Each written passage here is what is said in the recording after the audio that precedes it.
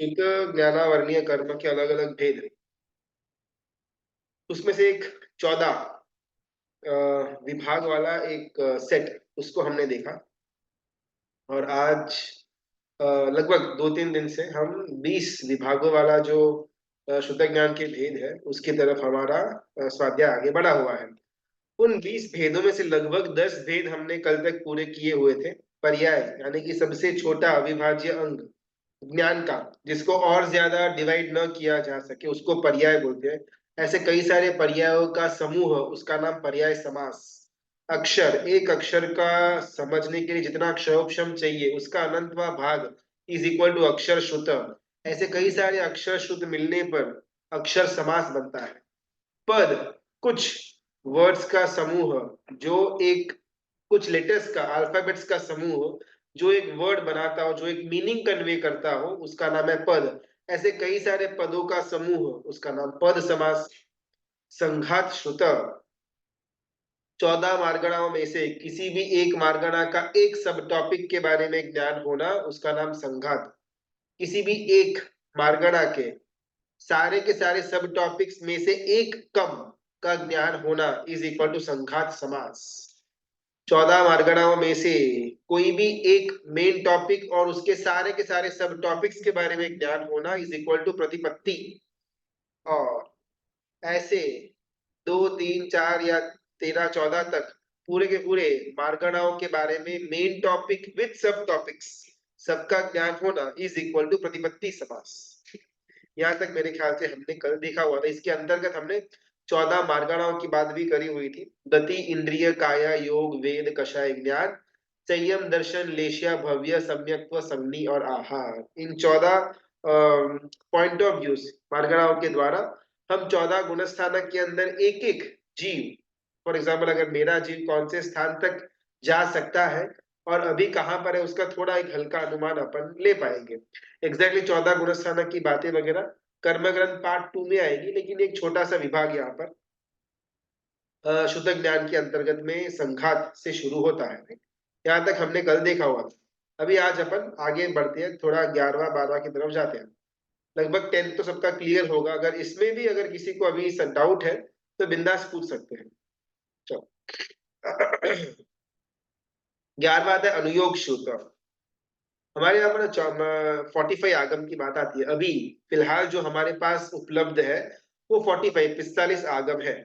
ऐसे कुल 115 थे जब तीर्थंकर परमात्मा वीर प्रभु विचर रहे थे तब। फिर कुछ सालों के बाद वो 84-85 तक का नंबर आया। और हाल ही में पिछले 700-800 साल में बहुत सारा विध्वंस होने के कारण अभी एज ऑफ टुडे 45 आगम अपने को मिलते हैं। उसमें से 11 अंग, 12 उपांग, 10 पयन्ना, 6 छेद ग्रंथ, 4 मूल सूत्र और एक अनुयोग द्वार और एक नंदी सूत्र, ऐसा मिला करके 45 का एक आंकड़ा, एक नंबर हम फिक्स करते हैं। अभी उसमें से जो अनुयोग नाम का जो जो आगम ग्रंथ है उसके अंदर ना 9 द्वार आते हैं। जैसे हमने ये 14 मरगड़ाएं समझी कि 14 एंगल्स है, पॉइंट ऑफ व्यू है 14 गुणस्थानक को समझने के लिए। सिमिलरली आगम ग्रंथों को समझने के लिए, उनको डिकोड करने के लिए 9 द्वार होते हैं। सिमिलरली 9 पॉइंट ऑफ व्यू है, 9 एंगल्स होते हैं।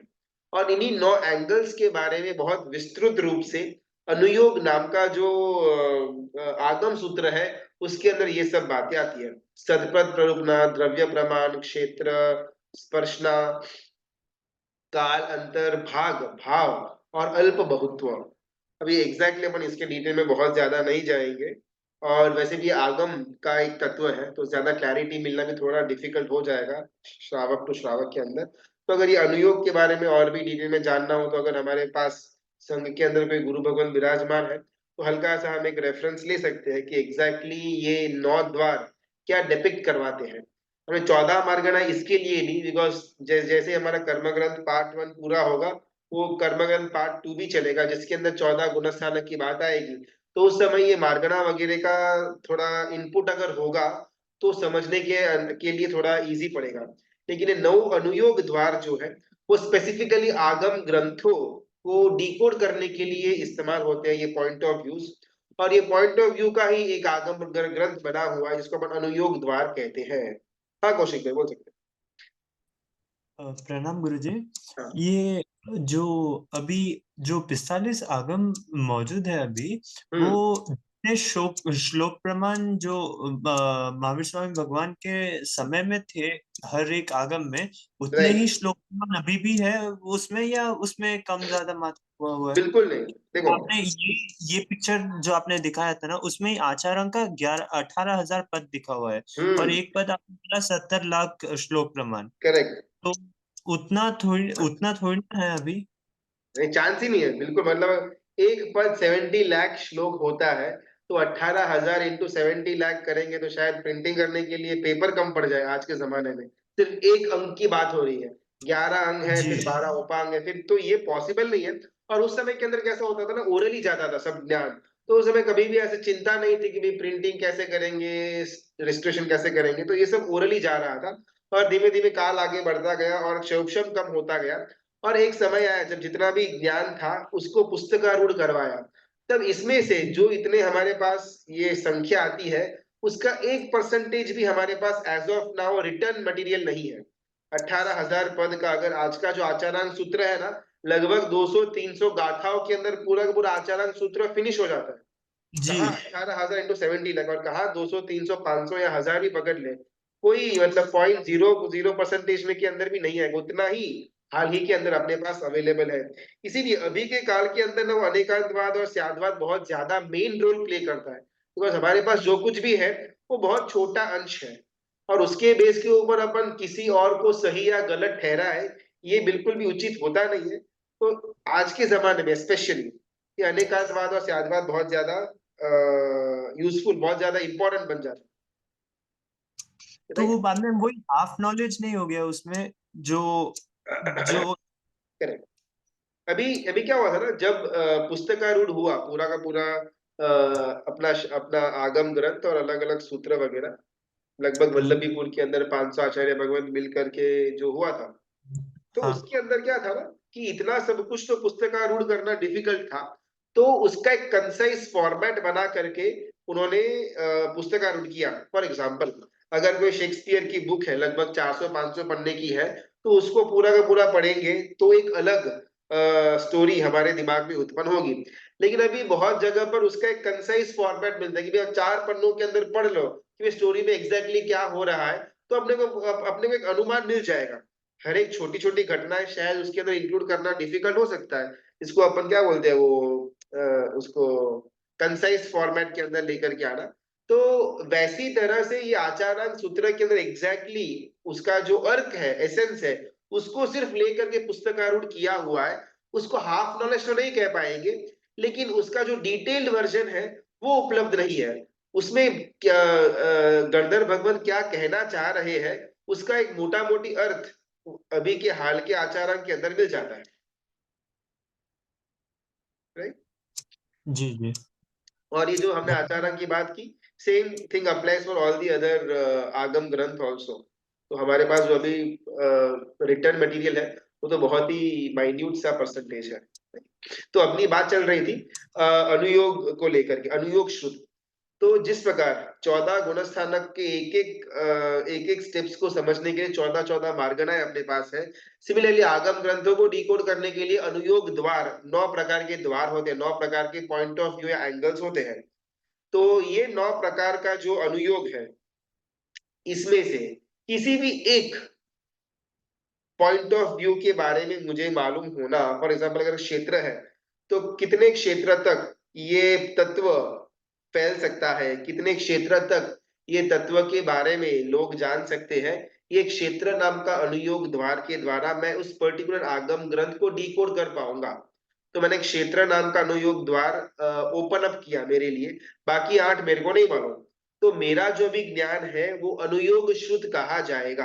अपन बहुत ऊपर ऊपर से ले रहे हैं, लेकिन ये डिटेल में जाएंगे तभी एक्चुअल में ज्ञान होगा। ये तो बस अपनी अपन इंफॉर्मेशन पास ऑन कर रहे हैं। लेकिन एक समझने के लिए कि 9 में से अगर एक कोई भी एक रैंडमली एक अनुयोग द्वार के बारे में मुझे नॉलेज हो और उसका मैं इन एंड आउट जान सकूं, तो मेरे पास जो शुद्ध ज्ञान है वो अनुयोग श्रुत कहा जाएगा।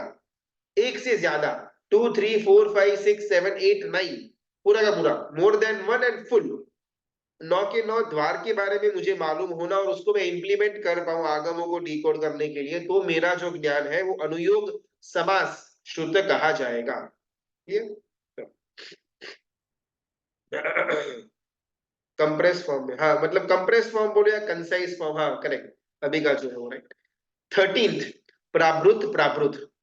अभी हमने क्या किया ना, 1 to 6 पर्याय पर्याय समास, अक्षर अक्षर समास, पद पद समास, उसको एक एक एक करके जाना। फिर संघात संघात समास, प्रतिपत्ति और प्रतिपत्ति समास, ये चारों को हमने 14 मार्गणाओं के अंदर जाना। अनुयोग और अनुयोग समास, इन दोनों को अनुयोग द्वार के द्वारा जाना। अभी जो बाकी का है 13 से लेकर के 20 का, वो एकदम सिंपल है। एक छोटा सा कन्वर्जन टेबल अपन पढ़ते हैं, उसके द्वारा ये हर एक चीज क्लियर हो जाएगी।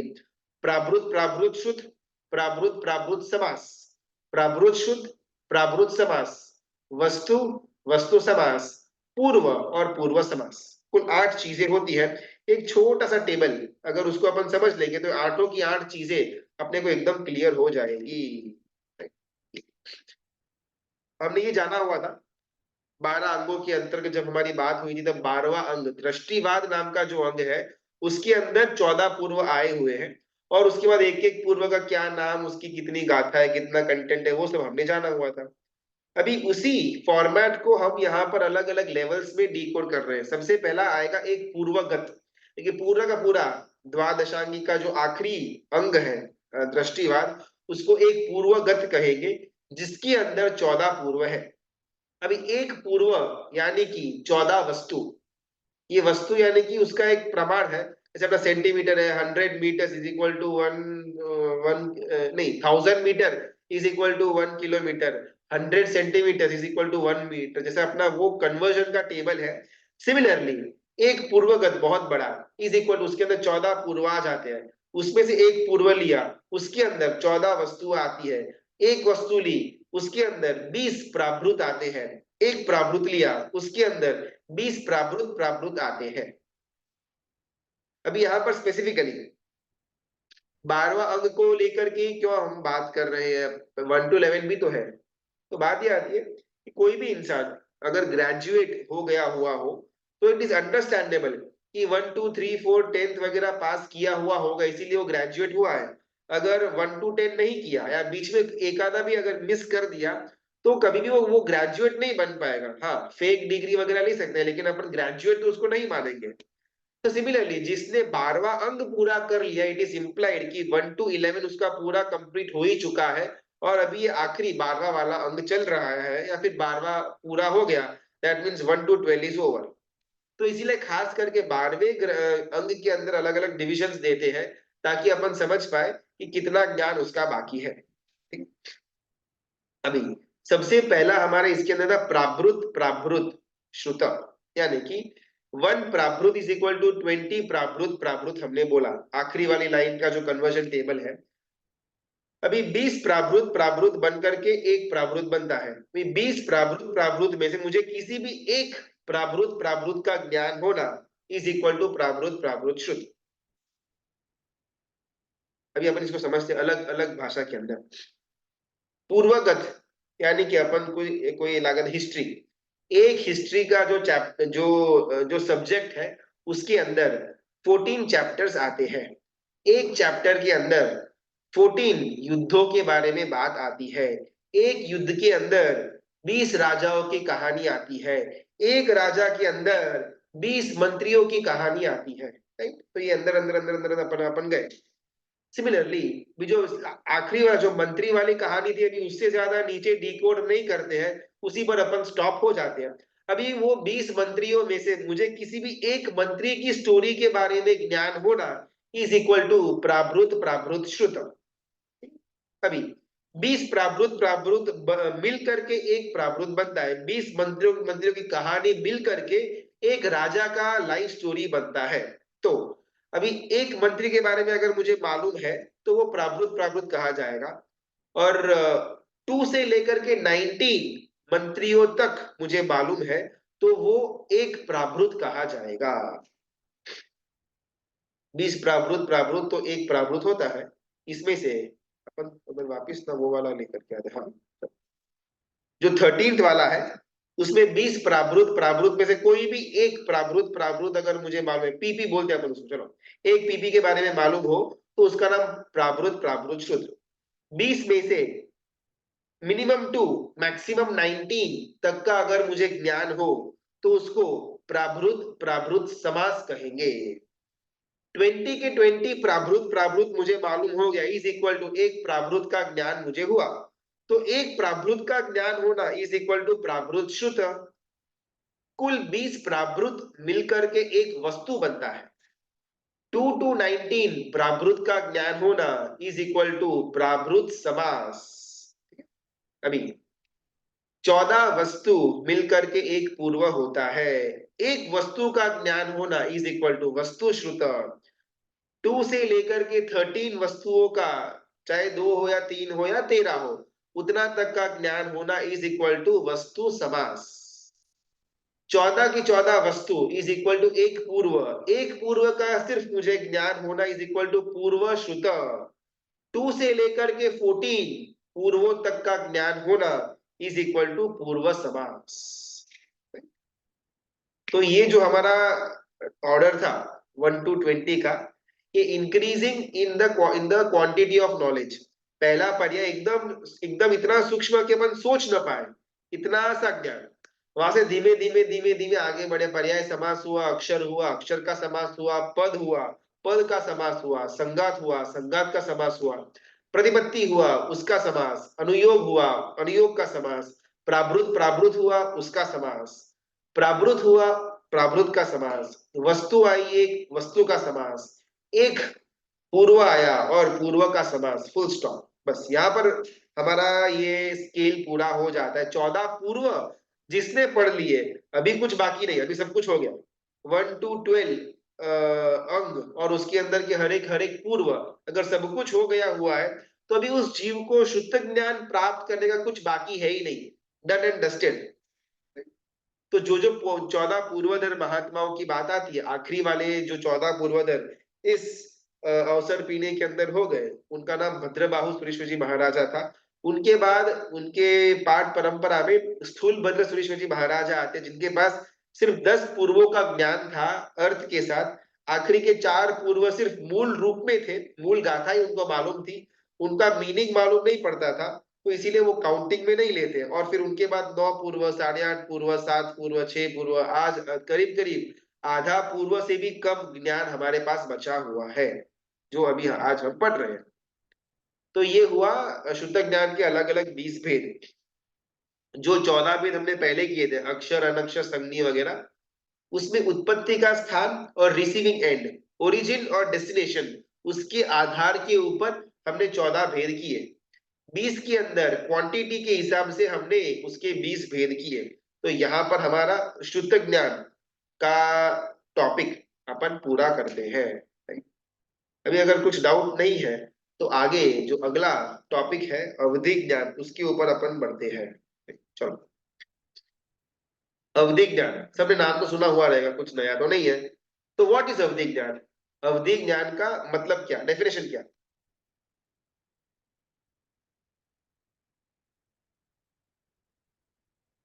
नहीं नहीं, अगर हाँ, देखो किसी का सवाल था कि बीच में शायद कुछ मिस हुआ है क्लास तो समझ में नहीं आया, लेकिन प्रॉब्लम नहीं है, अपना मेन तो ना 14 गुणस्थानक वाला है, ये सब उस तक पहुंचने के लिए है।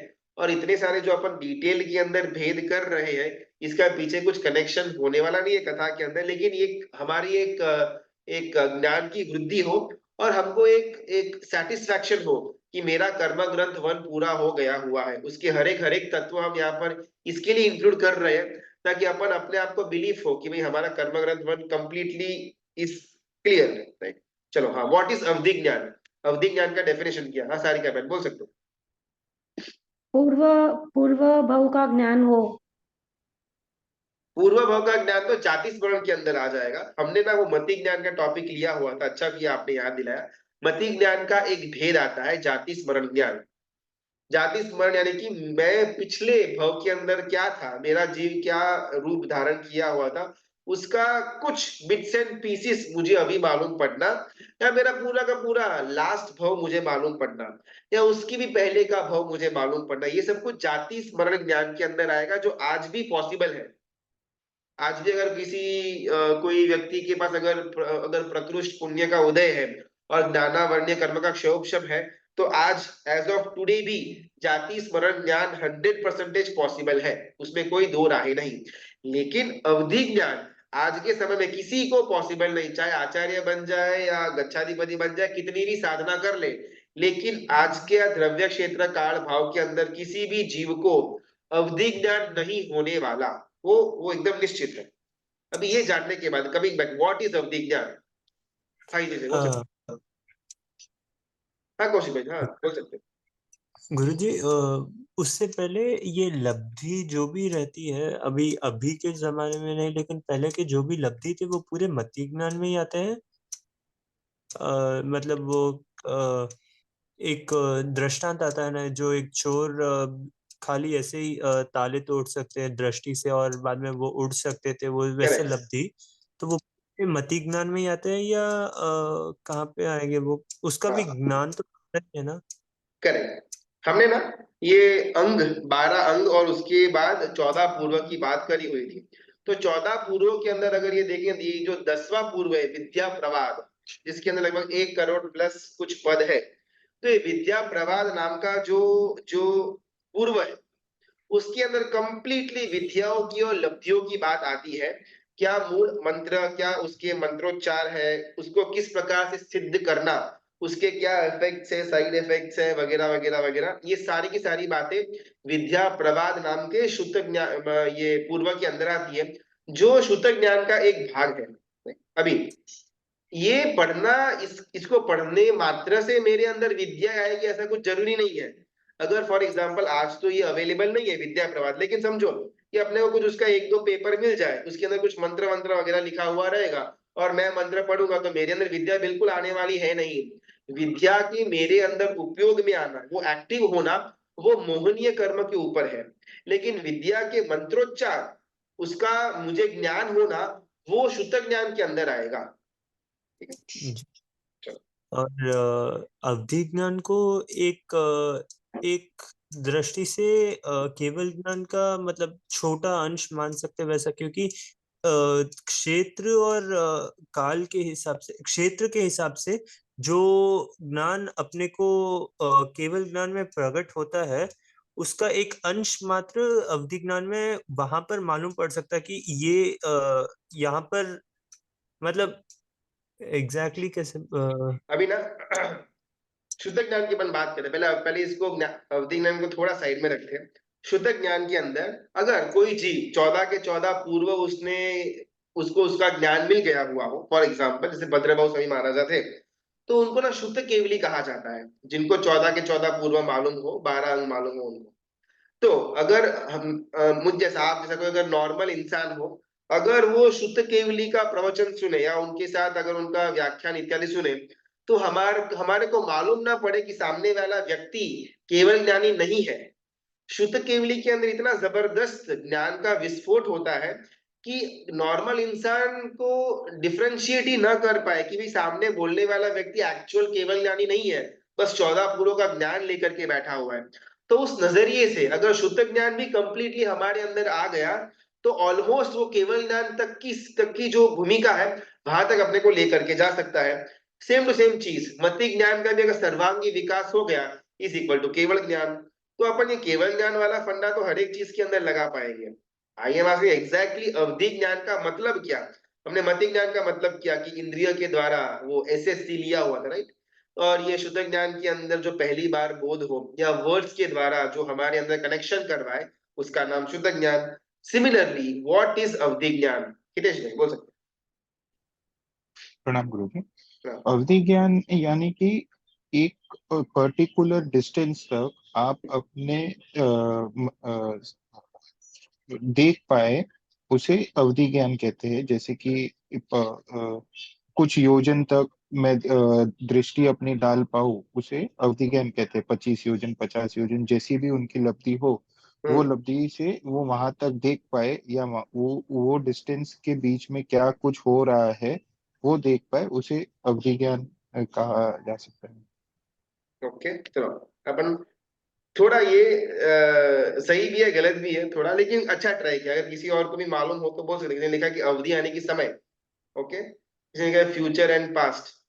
फ्यूचर एंड पास्ट तो टैरो कार्ड रीडर्स और वो हाथ की रेखा वाले भी बोल देते हैं। तो एग्जैक्टली में अवधि ज्ञान उनको है तो पॉसिबल नहीं इस काल के अंदर। तो डेफिनेशन पक्की वाली क्या, दूसरों का फ्यूचर भी समझना, दूसरों का फ्यूचर समझ के अपने को करना क्या है, व्हाट इज अवधि ज्ञान। हाँ, जिनको बोलना है बोल सकते हैं, कोई प्रॉब्लम नहीं है। मर्यादा प्रणाम सर। पूर्वक का ज्ञान, हाँ, अमुक क्षेत्र का लिमिटेड ज्ञान। क्षेत्र का लिमिटेड ज्ञान यानी कि कैसे? आत्मा के द्वारा। हाँ, आत्मा के द्वारा ही होगा। बिकॉज कोई अगर अंध व्यक्ति होगा ना, और अगर उसको अवधि ज्ञान हुआ है तो वो भी देख पाएगा, सारे के सारे घटनाओं को देख पाएगा। तो अवधि ज्ञान के लिए ये दो आंखों की कोई आवश्यकता नहीं है तो भी ठीक है, नहीं है तो भी ठीक है। बिकॉज अवधि ज्ञान आत्मा की शक्ति से होने वाला है। आत्मा का अगर वो भाव की धारा पकड़ लेता है और अवधि ज्ञान प्रकट हो जाता है तो अपने को ये आंखों के बिना भी दृश्यों को देख पाएंगे, कुछ क्षेत्र की मर्यादा में देख पाएंगे, कुछ भाव की मर्यादा में देख पाएंगे। लेकिन एग्जैक्टली डेफिनेशन हुई क्या अवधि ज्ञान की, व्हाट इज अवधि ज्ञान? किसी को बोलना है तो बोल सकते हैं। मर्यादा पूर्वक का ज्ञान, अवधि यानी कि उसका मतलब होता है अवरोध या एक मर्यादा। मर्यादा के अंदर जो ज्ञान हो उसका नाम है अवधि ज्ञान। ये वर्ड का बाइफरकेटेड मीनिंग हुआ। अभी एग्जैक्टली अवधि ज्ञान यानी कि उसकी बहुत सिंपल एक ही लाइन के अंदर डेफिनेशन आती है कि कुछ द्रव्य क्षेत्र काल भाव के अंदर रूपी पदार्थों का ध्यान होना, ज्ञान होना इज इक्वल टू अवधि ज्ञान। यहाँ पर बहुत इंपॉर्टेंट शब्द है रूपी पदार्थ। जिस पदार्थों को अपन देख पाएंगे ना, उन्हीं पदार्थों का अपने को ज्ञान होगा। आत्मा को हम नहीं देख पाएंगे तो आत्मा का ज्ञान हमको नहीं होगा। पुण्य हो, पाप हो, कर्म हो, इसको अपन नहीं देख पाएंगे। चाहे देव बन जाए या कोई भी महारिद्धिक वो 12वां 13वां देवलोक भी अगर मिल जाए, फिर भी अपने अंदर पाप को, पुण्य को या आत्मा को देखने की शक्ति आने वाली है ही नहीं। बिकॉज वो सारे के सारे अरूपी तत्व है, तो उसको अवधि ज्ञान में देखना इम्पॉसिबल है। लेकिन जो रूपी तत्व है, जिसका एक फिक्स आकार है या जिसका कुछ एक ढांचा है, उसको देखने की शक्ति हमारे अंदर अगर आ जाए तो उसका नाम अवधि ज्ञान। इन सिंपल वर्ड्स, अगर मैं यहाँ पर बैठा हुआ हूँ और शत्रुंजय तीर्थाधिराज के अंदर क्या हो रहा है, परमात्मा की कैसी आंगी है, कौन पूजा करने आया, कौन नहीं आया, किस तरह से वहां पर सारी की सारी गतिविधियां हो रही है, वो मुझे यहाँ मेरे घर के अंदर बैठे बैठे उसके लाइव दृश्य को मैं देख पाऊं, उसका नाम है अवधि ज्ञान। अभी अवधि ज्ञान करंट प्रेजेंट का हो सकता है, पास्ट का हो सकता है और फ्यूचर का भी हो सकता है। अभी कल तीर्थंकर परमात्मा आदिनाथ प्रभु को शत्रुंजय के ऊपर कौन सी आंगी चढ़ने वाली है, उसको मैं आज यहाँ पर at this point of time बैठे बैठे देख सकूं। एक साल के बाद वहां पर किस प्रकार महोत्सव होने वाला है, लगभग 500वीं साल गिराएगी ध्वजा की 10 या 11 सालों के बाद। तो अभी उस समय मैं रहूंगा नहीं रहूंगा मालूम नहीं, लेकिन अगर मुझे वो देखना हो तो यहाँ पर बैठे बैठे भी मैं 10-12 साल बाद जो ध्वजा का 500वीं सालगिरह का महोत्सव होगा तीर्थाधिराज के ऊपर, वो मैं यहाँ बैठे बैठे लाइव देख पाऊंगा, मतलब एग्जैक्टली मूविंग पिक्चर्स के साथ। उसका नाम है अवधि ज्ञान। अभी एक सवाल, अगर कोई भूत वगैरह हो, भटकती आत्मा टाइप्स, तो क्या अवधि ज्ञान के अंदर देख पाएंगे? क्या लगता है? नहीं देख पाएंगे, वो अरूपी है। गुरुजी एक प्रश्न है। हाँ बोलिए। अभी जिनको अवधि ज्ञान है तो क्या उनको यानी ये 14 पूर्व के ज्ञान हो जाते हैं क्या? यानी जैसे जिनको 14 पूरे उनको अवधि ज्ञान हो सकता है क्या? नहीं, ऐसा कोई नेसेसरी नहीं है। हमारे अपन Okay. आनंद श्रावक की बात आती है, जिनको अवधि ज्ञान था, उसकी उनकी स्टोरी अपन कोई एक दिन लेंगे। तो वो श्रावक थे, तो ऑब्वियसली श्रावक है तो 14 पूर्व का ज्ञान तो पॉसिबल है नहीं। जो छोटा मोटा श्रावक के अनुरूप जो शुद्ध ज्ञान प्राप्त करना होगा वही उनको मिला हुआ होगा, लेकिन फिर भी उनको अवधि ज्ञान था और बहुत ही उच्च लेवल का था। तो अवधि ज्ञान प्राप्त करने के लिए कंप्लीटली शुद्ध ज्ञान होगा, उसके बाद ही मूव ऑन हो पाएंगे, ऐसा कोई एकांत नहीं है। लेकिन जनरली जो अवधि ज्ञान की धारा है वो मति ज्ञान पूरा हुआ, शुद्ध ज्ञान पूरा हुआ, बाद में अवधि ज्ञान नॉर्मली होता है। लेकिन अगर किसी की विशिष्ट भाव धारा है तो स्किप करके भी शुद्ध ज्ञान मिनिमम लेवल का या जितना हो सकता है उतना, और डायरेक्टली फिर अवधि ज्ञान तक भी पहुंच सकते हैं और पहुंचते भी है। इसमें कोई थंब रूल नहीं है कि ऐसा ही होगा। हाँ, क्योंकि जैसे अवधि ज्ञान में कोई यानी पास्ट और फ्यूचर को देख पा रहा है, यानी फिर वो नॉलेज भी तो वैसे गेन कर सकता है ना। जैसे में से हम लोग डिस्कस कर रहे हैं कि अंगी देख सकता है 12 साल बाद वाली, तो हाँ, वो नॉलेज भी तो वैसे गेन हो सकता है ना। जैसे यहाँ ये पर यही स्पेसिफिकली, हाँ, यहाँ पर स्पेसिफिक 14 पूर्वों की बात आती है, तो नॉलेज में बहुत सारा है। लेकिन वो नॉलेज को शुद्ध ज्ञान की जो क्वांटिटीज हमने पहले डिसाइड करी हुई थी, प्रावृत ये वो वस्तु वगैरह, तो उसके अंदर उस ज्ञान को अपन डाल नहीं पाएंगे। अपने पास इतना भी ज्ञान अभी अभी का है ना, वो बहुत बहुत तो संघात या संघात समास तक आएगा। अपन देखते चलो, पर्याय अपने पास है, अक्षर है, समास भी है, पद है उसका समास भी है, संघात और संघात का समास तक मैं पहुंच पाऊंगा। और अगर मैंने बहुत ज्यादा पढ़ाई कर ली तो इस श्रावक के वेश के अंदर प्रतिपत्ति और प्रतिपत्ति समास तक मैं पहुंच पाऊंगा। इसके बाद मेरा इस वेश में पॉसिबल नहीं है, बिकॉज आगमों की बात शुरू हो जाएगी। मैं आगम का अनुवाद या किसी गुरु भगवंत ने उसका भावानुवाद किया हो उसको पढ़ पाऊंगा, लेकिन डायरेक्टली आगम को पढ़ने की छूट मेरे को एज ए श्रावकों को नहीं मिली। तो 1 to 10 ही बहुत बहुत मुश्किल से मैं इस वेश के अंदर कंप्लीट कर पाऊंगा। अभी अगर दीक्षा ले ली तो अनुयोग अनुयोग समास मैं कर पाऊंगा, प्रावृत प्रावृत प्रावृत प्रावृत समास भी मैं कर पाऊंगा, प्रावृत शुद्ध और प्रावृत समास शुद्ध भी मैं कर पाऊंगा। वस्तु से मेरा क्लोजर हो जाएगा, बिकॉज उतने पूर्व अभी मौजूद है ही नहीं। तो हमारे पास जो अभी ज्ञान है ना वो 1 to 10 मैक्सिमम, 1 to 6 तक तो एकदम कॉमन है, हर एक को होगा। 7 8 9 10 अगर विशिष्ट श्रुत ज्ञान यानी कि हमारे जो धर्म की पढ़ाई करते हैं ना, उसकी बात यहाँ पर आती है। रैंडमली अभी 12 साल बाद क्या चीज होने वाली है, कौन पीएम बनेगा, कौन सीएम बनेगा, ये बैठे बैठे देखेंगे, इसको भी ज्ञान बोलेंगे। लेकिन उस ज्ञान का हमारे इस 1 to 20 में कहीं पर भी स्थान नहीं है, राइट। अभी गुरु जी, बोलिए बोलिए। हम आगम क्यों नहीं पढ़ सकते, सिर्फ साधु साध्वी क्यों पढ़ सकते हैं गुरु जी? देखो, बच्चे के हाथ में ना AK-47 देना बहुत खतरनाक है, बिकॉज बच्चे के अंदर बुद्धि नहीं है, वो किधर भी किसी ना किसी को शूटिंग कर देगा। अभी आगम ऐसे ऐसे ऐसे ऐसे तत्व है कि जिसके अंदर ना बहुत सारा शुद्ध उसको कंसाइज करके डाला हुआ है, तो एकदम कॉन्सेंट्रेटेड है। अभी उसके अंदर कहाँ से कौन सा एंगल पकड़ना वो बहुत इंपॉर्टेंट है। अगर हमने गलत एंगल पकड़ लिया आगम को पढ़ते वक्त, तो धर्म में आगे बढ़ने के बजाय अपन एकदम शांति से बैठ जाएंगे। एग्जाम्पल, हमेशा ना आगमों के अंदर या कोई भी ग्रंथों के अंदर 2 विभाग आते हैं, एक निश्चय नय के ग्रंथ और एक व्यवहार नय के ग्रंथ। एक कैटेगरी ऑफ ग्रंथ सिर्फ व्यवहार को यानी कि क्रिया व्यवहार इसी को बहुत ज्यादा इंपॉर्टेंस देते हैं, और एक ग्रंथ है जो निश्चय को इंपॉर्टेंस देते हैं कि भाई अगर आप अंदर से एकदम शांत हो, समतामय हो, फिर बाहर चाहे कुछ भी होता रहे, डजंट मैटर। अगर अपन उसको पकड़ लेंगे एकांत के अंदर कि भाई अगर रात को खाओ तो भी प्रॉब्लम नहीं है, नहीं खाओ तो भी प्रॉब्लम नहीं है, अगर ऐसा करो तो भी ठीक है, ऐसा करो तो भी ठीक है, अंदर से अपने को एकदम शुद्ध रहने का, तो बहुत गड़बड़ हो जाएगी। और अगर हमने व्यवहार को एकांत में पकड़ लिया कि बस ऐसा ही करना, फिर चाहे भाव भाव गए तेल लेने, लेकिन करना तो ऐसा ही, बिकॉज ये पक्का रास्ता है व्यवहार का, क्रिया का मार्ग। तो अगर अपन उसको अगर एकांत में पकड़ लेंगे तो भी बहुत प्रॉब्लमेटिक होगा। तो व्यवहार और निश्चय का समन्वय करके अपने को धर्म के अंदर आगे बढ़ने का होता है। फिर आगम में कुछ कुछ ग्रंथ निश्चय नय के है, सिर्फ निश्चय नय के, और कुछ कुछ ग्रंथ सिर्फ व्यवहार नय के है। उसको अगर एकांत में पकड़ लिया तो हमारा पूरा का पूरा जीवन खराब हो जाए, बर्बाद हो जाएगा। इसलिए एक एक बेसिक मोहनीय का क्षोभशप हुआ, एक बेसिक संसार का भव का निर्वेद हुआ, एक बेसिक मोक्ष मार्ग के ऊपर बढ़ने का हमारे अंदर पुरुषार्थ जागृत हुआ, और हमने सर्ववृत्ति ग्रहण की। उसके बाद वो हायर कॉन्सेंट्रेशन वाला ज्ञान अगर हमको देने में आए तो उसको अपन डाइजेस्ट कर पाएंगे। अभी जो हमारा लेवल है, संसार भी पसंद है, ये भी पसंद है, वो भी पसंद है, इस लेवल के अंदर अगर वो कॉन्सेंट्रेटेड ज्ञान देने में आया तो उसका इनडाइजेशन होने के चांसेस हाईएस्ट है।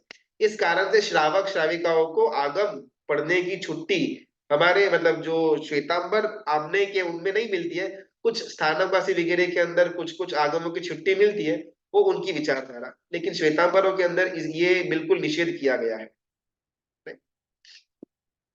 चलो अभी अपना क्वेश्चन था, हाँ अवधि ज्ञान, राइट। तो अपना क्वेश्चन था कि अगर कोई भूत भूत भटकती आत्मा टाइप्स घूमता हो, अगर मैं यहाँ पर मेरे इस रूम के अंदर बैठा हुआ हूँ और मेरे बेडरूम के अंदर समझो कि कोई भटकती आत्मा है, तो अगर इफ पॉसिबल तो नहीं, लेकिन इफ अगर मुझे यहाँ पर अवधि ज्ञान हो, तो क्या मैं मेरे बेडरूम का अगर मैं उपयोग करूँ कि भाई रूम के अंदर कौन है, तो क्या मुझे भटकती आत्मा दिखाई देगी या नहीं?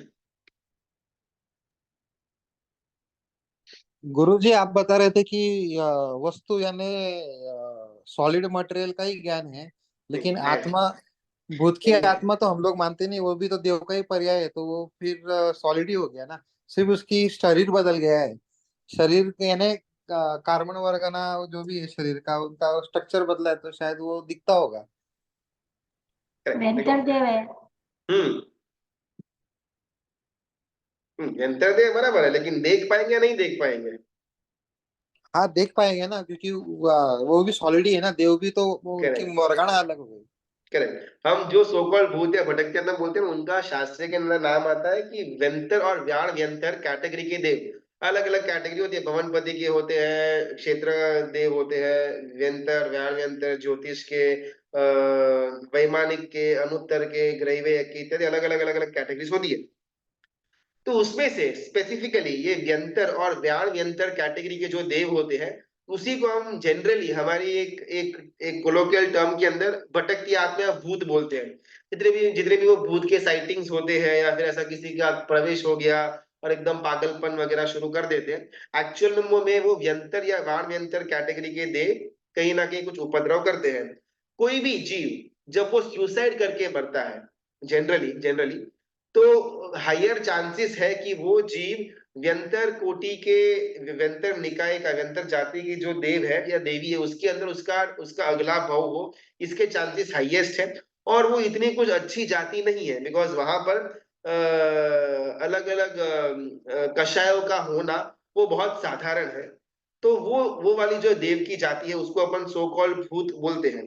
अभी चाहे देव कोई भी हो, भवनपति के हो या व्यंतर के हो या ज्योतिष के हो, उनका शरीर वैक्रिय शरीर होता है। जैसे हमने स्टार्टिंग के अंदर जाना हुआ था, हमारा जो शरीर है उसको औदारिक शरीर बोलते हैं, यानी कि जो उदार है, बड़ा है, देख सकते हैं, उसको औदारिक शरीर।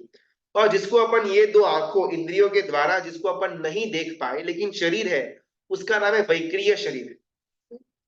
तो उसको अपन इस आंखों से तो नहीं देख पाएंगे, लेकिन अगर मेरे पास अवधि ज्ञान है, तो मैं मेरे अवधि ज्ञान के उपयोग से वो सारे देवों को मैं देख पाऊंगा। अभी अपनी मूल बात पर आते हैं। पूरे ढाई द्वीप के अंदर, यानी कि जम्बू द्वीप, घातकी खंड और अर्ध पुष्करावर द्वीप, तो कुल 2.5 द्वीप के अंदर ही मनुष्य का जन्म और मरण पॉसिबल है। इसके बाहर तिर्यंच जा सकते हैं, लेकिन मनुष्य कभी भी 2.5 द्वीप के बाहर जा भी नहीं सकते, जन्म भी नहीं ले सकते, मर भी नहीं सकते। उनका सब कुछ ये कर्म भूमि के अंदर ही होगा।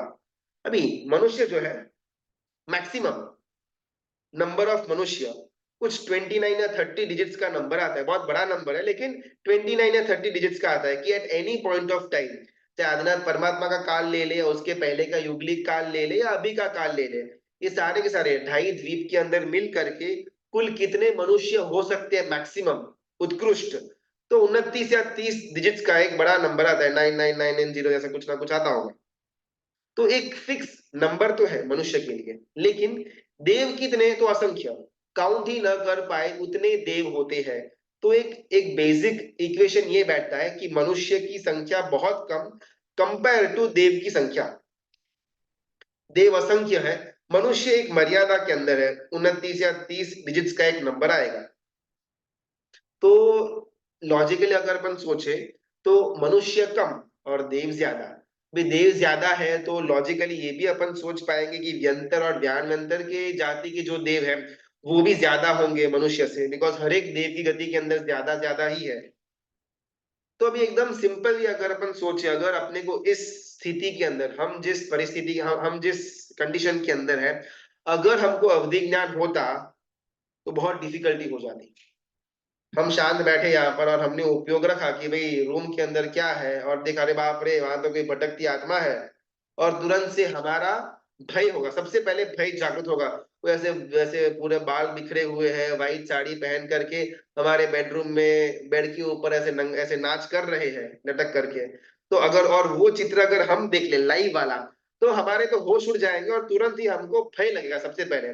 उसके बाद क्या करना वगैरह अपन बाद में देखेंगे, लेकिन सबसे पहला भय होगा। और जैसे ही हमको भय हुआ, उसी क्षण हमारा अवधि ज्ञान चला जाएगा। गॉड, क्यों? बिकॉज अवधि ज्ञान जो है वो आत्मा की शक्ति के द्वारा आता है। जैसे ही आत्मा निर्बल पड़ा, यानी कि आत्मा की शक्ति के ऊपर कुछ आवरण आ गया, वो ज्ञान चला जाएगा। पहला साइड इफेक्ट। दूसरा, हमारे अंदर भय हो या कषाय हो, बढ़ने के चांसेस हाईएस्ट है अवधि ज्ञान के द्वारा। हमारी सिचुएशन के अंदर अभी मैं यहाँ पर बैठा हूँ, राइट, मैं मेरे फ्रेंड्स का कहाँ पर है मैं देख रहा हूँ, ओहो सब लोग मुझे छोड़ करके मूवी देखने गए, मेरे को तो बोला ही नहीं, पूरा दिन तो साथ में घूमते थे कॉलेज के अंदर, किसी ने कुछ भी नहीं बोला, उन लोगों ने अकेले अकेले मुझको छोड़ करके प्लानिंग कर ली। एकदम से हमारे अंदर ईर्ष्या आएगा, क्रोध आएगा, मान आएगी, माया, सब कुछ आ जाएगा हमारे अंदर। या फिर मेरे बॉस मेरे बारे में क्या बोल रहे हैं, अगर मैंने यहाँ बैठे बैठे उसका ट्यूनिंग किया और मुझे मालूम पड़ा कि बॉस तो मेरे को गाली दे रहा है, ले यार। तो अवधि ज्ञान हमारे अंदर अभी हो इस अवस्था के अंदर, और कुछ शुभ आउटकम आए, इसके चांसेस एकदम नेक्स्ट टू जीरो। जहां पर ये भी अपन दृष्टि करेंगे ना, अपने को या तो भय, शोक, जुगुप्सा बढ़ेगा, या क्रोध, मान, माया, लोभ ही बढ़ने वाला है। तो in an in a proper way अवधि ज्ञान हमको अभी नहीं होता है और नहीं मिलेगा, ये उत्कृष्ट स्थिति है। तो हम अच्छे से धर्म कर पाएंगे। अगर ये सब कुछ हम देखते रहेंगे और फिर भी मन को शांत रखना, समता के अंदर रखना, धर्म ध्यान करना, किसी के लिए क्रोध नहीं करना, हमारे लिए पॉसिबल है ही नहीं। अगर ऐसे कोई हमारे फ्रेंड रोज साथ में घूमते हैं और वो लोग अलग अलग से मूवी देख करके आ गए, हमको बुलाया भी नहीं, अगले दिन अगर हमारा सामना उनसे हो जाए, अपने आप से पूछ कर देखो क्या अपन को उनके लिए कोई क्रोध या ईर्ष्या या मान या ऐसा कुछ नहीं होगा ना? तो इन एसेंस अपने पास ये अवधि ज्ञान अभी पॉसिबल नहीं और मिलने वाला नहीं है। ये बहुत उत्कृष्ट चीज है, लेकिन एज सच अवधि ज्ञान कुछ खराब नहीं है। अवधि ज्ञान अगर हो और अगर दिमाग ठिकाने पर हो, तो धर्म के अंदर फुल स्पीड में आगे बढ़ा जा सकता है। लेकिन प्रॉब्लम हमारे दिमाग के अंदर है कि हमारा दिमाग ठिकाने पर रहता नहीं है, जिस कारण से अगर अभी अवधि ज्ञान मिला तो अपन ये भव हार जाएंगे।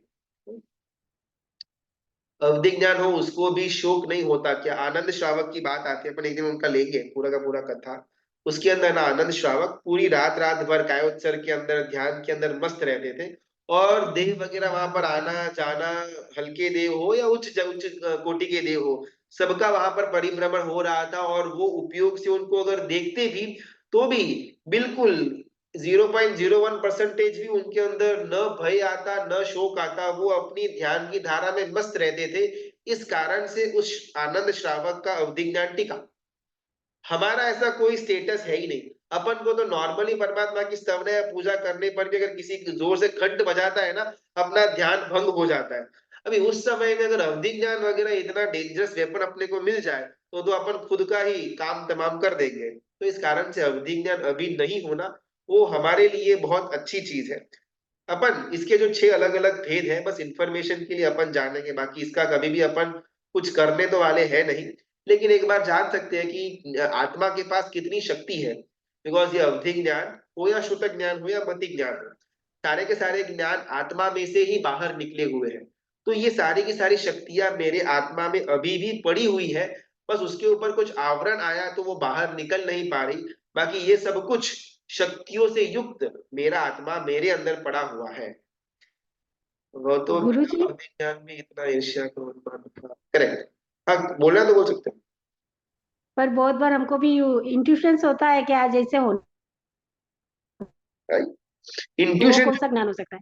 हाँ इंट्यूशन जो है ना वो मति और शुद्ध के अंदर आएगा। हमको एग्जैक्टली मालूम नहीं है क्या होने वाला है, लेकिन हमको कहीं ना कहीं अंदर से कुछ तो बुरा होने वाला है। वो मति और शुद्ध इन दोनों के बीच में निकल जाएगा। अवधि ज्ञान के अंदर ना क्लियरली अपने को वो सीन दिखाई दे कि आज मैं बाहर जाऊंगा और वहां पर किसी ना किसी भिखारी से के साथ मेरा सामना होगा और मैं उसको दान देने वाला हूँ, ये क्लियरली मेरे को दिखाई दे, इसका नाम अवधि ज्ञान। इंट्यूशन बोलो या सिक्स सेंस बोलो, वो मति और श्रुति के अंदर निपट जाएगा, उसका और अवधि ज्ञान का कोई लेना देना नहीं है। जी गुरुजी। अभी अपन 6 टाइप्स होती है अवधि ज्ञान की। इन 6 टाइप्स में से सबसे पहला अनुगामी नाम का जो अवधि ज्ञान है उसको अपन जानने का प्रयत्न करते हैं। लगभग ना 5, 10, 12 साल पहले ना हच नाम का एक सिम कार्ड आता था, मतलब एक फोन की कंपनी थी, टेलीफोन की कंपनी थी। शायद किसी ने हच का यूज भी किया हुआ हो। वो यूज अगर न भी किया, लेकिन फिर भी उसकी एड जो थी वो बहुत फेमस हो गई थी। एक वो हच का छोटा सा कुत्ता आता था, और वो हच का कुत्ते की तरह से वो फेमस हो गई थी, वो पग नाम की जो ब्रीड थी। और उसका टैगलाइन ही आता था कि our network no follows wherever you go. आप जहां पर भी जाओ हमारा नेटवर्क आपके साथ आएगा। और वो जो कुत्ता होता है हच का, वो बच्चे के साथ घूमता रहता है, स्कूल में जाता है, पार्क में जाता है, गार्डन में जाता है, हर जगह पर जाता रहता है। वो जो है ना हच का कुत्ता, एग्जैक्टली इज इक्वल टू अनुगामी अवधि ज्ञान। कैसे? अनुगामी यानी कि फॉर एग्जाम्पल अगर मुझे अवधि ज्ञान हुआ ऐसा अपन मानते हैं, तो कुछ एक क्षेत्र का 5 किलोमीटर का, 50 किलोमीटर का, 500 किलोमीटर का, ऐसा अपन योजन में आएगा। ऐसे तो शास्त्रीय भाषा अपन थोड़ा इजी अंडरस्टैंडिंग के लिए किलोमीटर में अपन कन्वर्ट कर देते हैं। अभी समझो कि मुझे 100 किलोमीटर के रेडियस के अंदर जो कुछ भी हो रहा है वो सब कुछ मुझे दिखाई देगा, ऐसी मेरे अंदर अवधि ज्ञान प्रकट हुआ है। तो अभी अगर मैं समझो कि मुंबई के अंदर बैठा हुआ हूं, तो यहाँ से जो शत्रुंजय तीर्थाधिराज है लगभग 800 किलोमीटर। तो मुंबई में बैठे बैठे तो मुझे शत्रुंजय का ज्ञान नहीं होने वाला। लेकिन अगर मैं ट्रेन पकड़ करके निकलता हूँ मुंबई से, मैं बाहर निकला, सूरत आया, भी सूरत से 500 किलोमीटर के अंदर अंदर शत्रुंजय आ जाएगा। तो जैसे ही सूरत के अंदर मैंने मेरा पैर रखा, मतलब ट्रेन एंट्री हुई, ऑटोमेटिकली मेरे साथ मेरा रेडियस भी घूमेगा। अभी सूरत से 500 किलोमीटर के अंदर अंदर मुझे दिखाई देगा। अभी थोड़ा मैं आगे गया, अहमदाबाद आया, अभी अहमदाबाद का जो 500 किलोमीटर का रेडियस है उसका सब कुछ मुझे ज्ञान होगा। लेकिन जैसे ही अहमदाबाद से मैं आगे निकला, मुंबई मेरा छूट गया, तो अभी मुंबई के अंदर क्या हो रहा है वो मुझे मालूम नहीं पड़ेगा, बिकॉज मेरे 500 किलोमीटर के रेडियस से बाहर का वो घटना हो गई। इसको बोलते हैं अनुगामी अवधि ज्ञान। It goes wherever, it follows wherever you गो। हम जहां जहां जाए हमारा अवधि ज्ञान भी हमारे साथ साथ साथ साथ वो रेडियस 5 का हो या 500 का या 5000 का हो, जो भी हो, वो रेडियस फॉलो होता जाएगा। वैसे अवधि ज्ञान को अनुगामी अवधि ज्ञान कहते हैं। कभी हमको सपने आते हैं और हमें कभी कभी ऐसा लगता है कि हाँ ऐसा देखा हुआ है, और ये ज्ञान की अनुभूति यानी क्या हुआ, कौन सी कैटेगरी। हाँ बहुत ऐसा होता है। आज ना अपन अनुगामी पर पॉज करते हैं, शायद समय हो जाएगा। बहुत बार सपने के अंदर देखा हुआ रहता है कुछ ना कुछ, और अपन रियल लाइफ में बहुत बार वो घटना होती है, तो अपने को लगता है कि ऐसा कुछ तो हुआ, ऐसा कुछ तो घटना घटित हुई है। उसको जनरली अपन इंग्लिश के अंदर डेजावू बोलते हैं, अगर किसको मालूम हो तो। राइट? तो डेजावू और कुछ नहीं है, लेकिन हमने घटनाओं को हमारे स्वप्न के अंदर देखा हुआ होगा, या कभी ना कभी पहले हमने वो घटना करी हुई है, लेकिन अभी एग्जैक्टली वो पकड़ में नहीं आ रही, और अभी हमको वो जो घटना फिर से हो रही है, हमको आभास हो रहा है कि भाई ऐसा कुछ ना कुछ तो हुआ है। कैसे? हमने मति ज्ञान के अंदर ना इहा अपाय और धारणा किया हुआ था। राइट?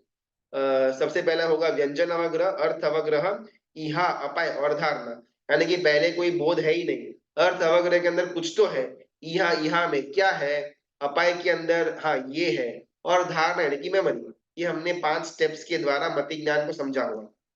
अभी बहुत बार क्या होता है ना, इहा के अंदर क्या है, मतलब ये फॉर एग्जाम्पल अगर मैं किसी को देख रहा हूँ, किसी किसी नए चेहरे को मैं देख रहा हूँ, और मुझे लगे अरे यार किसको तो किधर ना किधर देखा हुआ है, लेकिन कलेक्शन नहीं हो रहा कहाँ पर देखा हुआ है। तो इहा के अंदर ये आया कि ये कौन है, और अपाय अपाय के अंदर से बराबर उत्तर नहीं आया। लेकिन कहीं ना कहीं धारणा में से छोटा मोटा इनफ्लो हो रहा है कि भाई कुछ तो है, कुछ तो है, ये चेहरे को कहीं ना कहीं देखा हुआ है। अभी एग्जैक्टली याद नहीं आ रहा कहाँ देखा हुआ है, लेकिन देखा हुआ पक्का है, और हमको शायद कभी भी याद भी न आए। इसको जनरली अपन डेजाऊ बोलते हैं। या फिर कोई घटना हमारे साथ हुई, हमने यहाँ से फोन उठा करके बात की अभी, और मुझे लगा अरे यार ये इसके साथ बात तो मैंने ऐसी की, ऐसी बात थोड़ी टाइम पहले भी करी हुई थी, ये मेरे को डेजाऊ हुआ। ये हमारे इहा अपाय और धारणा के बीच का कोई ना कोई वायरिंग के अंदर मिस्टेक हो गया, इस कारण से हमको ये सो कॉल्ड डेजावू होता है। लेकिन उसका और ये अवधि ज्ञान का ना कोई लेना देना नहीं है, वो डेजावू को मति ज्ञान तक ही अपन सीमित रखते हैं। जेना गुरुजी कुछ लोगों को ऐसे कुछ इवेंट होने वाले होते हैं वो पहले दिखते हैं ऐसे, करेक्ट। खासकर जो खराब होने वाले इवेंट होते हैं ना, किसी की मौत होगी या कोई एक्सीडेंट होगा, ऐसे कुछ लोगों को इवेंट दिखते हैं पहले, यानी कुछ समय पहले ऐसे। करेक्ट।